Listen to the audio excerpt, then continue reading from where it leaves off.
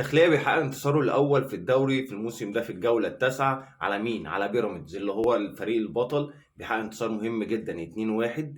الداخلية عمل شوط تاني ممتاز جدا. المباراة كانت الشوط الأول كانت ضعيف فنيا، لكن الشوط التاني اتفاجئنا بمستوى تاني خالص من الداخلية وبيراميدز.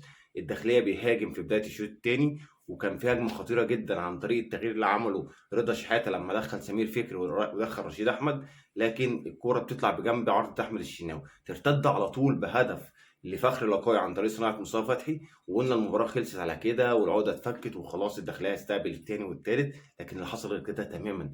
اللي حصل ان سمير فكري بيعدي من الناحية الشمال وبيرفع اوفر لرشيد احمد اللي بيستلمها على صدره وسط حراسة غريبة جدا من دفاعات بيراميدز، وبيحطها في مرمى احمد الشناوي بكل سهولة.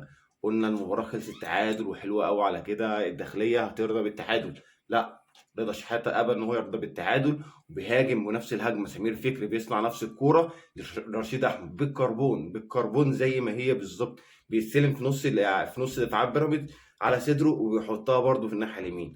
ورضا شحاته بيعمل مفاجاه وبيغلب بيراميدز وبيغلب تاكيز جونياس اللي تفوق عليه في كل حاجه النهارده. الف مبروك للداخليه والف مبروك لرضا شحاته اللي اسهمه بالتاكيد هتزيد معانا في بورصه المدربين، وتاكيز جونياس اكيد اسهمه هتقل جامد لان هو بيمتلك فريق قوي جدا.